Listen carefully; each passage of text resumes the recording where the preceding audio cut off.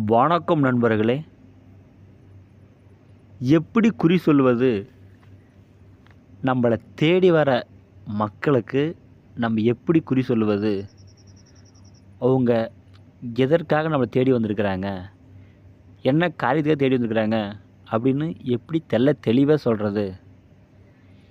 இதற்கு நான் முறையை சொல்கிறேன், செய்து பாருங்கள். இது 100% உங்களுக்கு வெற்றியை தரும். இந்த சித்தி நீங்கள் பண்ண போகிறதாக இருந்தால் ஒரு 3 நாளைக்கு முன்னாடியே நீங்கள் விரதமாக இருக்கணும். மது மாமிசம் எதுவும் நீங்கள் சாப்பிடக்கூடாது. பூஜை முடிந்தனையுமே நீங்கள் எதுவும் சாப்பிடக்கூடாது. ஏன்னா இது சாப்பிடாதீங்கன்னா தான் உங்களுக்கு இது சீக்கிரம் சித்தியாகும்.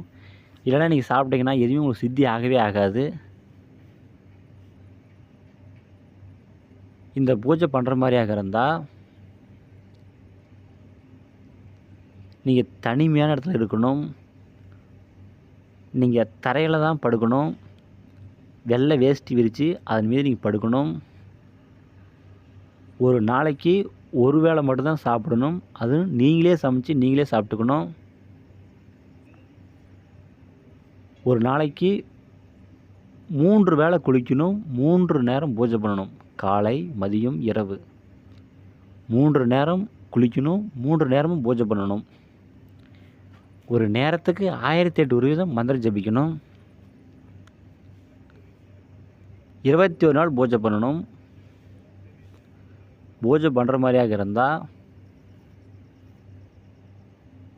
பச்சை கற்பூரம், கோஷ்டம், புனுகு, சந்தனம் இது 4 பொருளும் எடுத்து நல்லா அரைத்து, நல்லா தண்ணி விட்டு நல்லா அரைத்து அதை எடுத்து நல்லா நிலத்தில் மெழுகுங்க. மெழுகிய பிறகு அதன் மீது முக்கோணம் வரைந்து முக்கோணத்துக்குள்ளார ஸ்ரீம் இந்த பீஜத்தை நீங்கள் எழுதணும். பீஜத்தை எழுதிய பிறகு அதன் மீது நீங்கள் அமர்ந்து கிழக்கு முகமாக அமர்ந்து தலை வாழை இலை விரித்து சகல படையிலும் பூ பழம் தேங்காய் வெத்தலை பாக்கு சகல படையிலும் வைத்து விநாயகர் மந்திரத்தை ஒரு 21 முறை அல்லது ஒரு 11 முறை ஜபித்து பிறகு காளி மந்திரம் அல்லது வராகி அல்லது பிடாரி இது ஏதோ ஒரு தேவதை மந்திரத்தை அது எந்த மந்திரமாக இருந்தாலும் சரி அந்த மந்திரத்தை நீங்கள் ஜபிங்க. 1008 வீதம் ஜபிங்க. காலை 1008, மதியம் 1008, இரவு 1008 3 நேரமும் ஜபிங்க. 3 நேரமும் நீங்கள் குளிங்க. இது போல் 21 நாள் பூஜை பண்ணுங்கள். உங்களுக்கு சித்தி ஆயிரும். நீங்கள் படையில் ஃபஸ்ட் நாளும் லாஸ்ட் நாளும் போட்டால் போதும். இடையில எதுவும் தேவையில்லை. நீங்கள் கட்டுப்பாடாக இருந்து பூஜை பண்ணுனா உங்களை தேடி யார் வந்தாலும் சரி அவங்க எதற்காக வந்திருக்கிறாங்க, என்ன பிரச்சனையாக நம்ம தேடி வந்திருக்கிறாங்க, இன்னாருக்கு என்ன பிரச்சனை அப்படின்னு தெளிவாக சொல்ல முடியும்.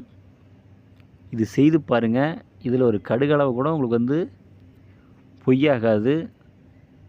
ஏதாச்சும் டவுட்டாக இருந்தால் எனக்கு ஃபோன் பண்ணி கேளுங்க. ஏன்னா டவுட்டோட எந்த பூஜையும் செய்யாதீங்க. டவுட்டோட பூஜை செஞ்சால் வெற்றி ஆகவே ஆகாது. எதாக இருந்தாலும் பார்த்து செய்யுங்க. பலனடையுங்க. நன்றிங்க.